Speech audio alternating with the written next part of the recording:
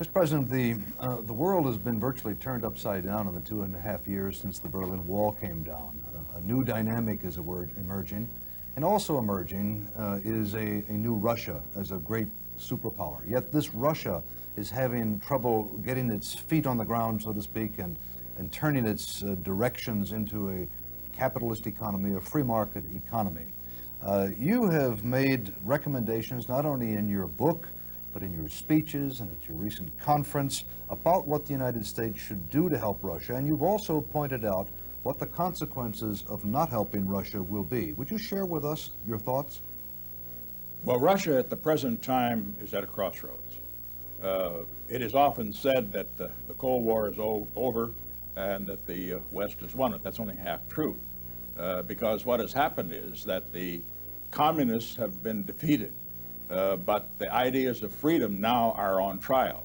If they don't work, there will be a reversion to not communism, which has failed, but what I call a new despotism, which would pose a mortal danger to the rest of the world, because it would be infected with the virus of Russian imperialism, which of course has been a characteristic of Russian foreign policy for centuries.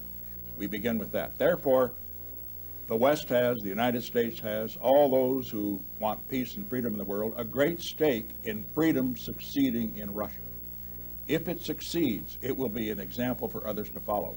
It will be an example for China, for example, to follow, for the other communist states, the few that remain. If it fails, it means that the hardliners in China will get a new life. They will say, it failed there, there's no reason for us to turn to democracy. That's part of what is at stake here.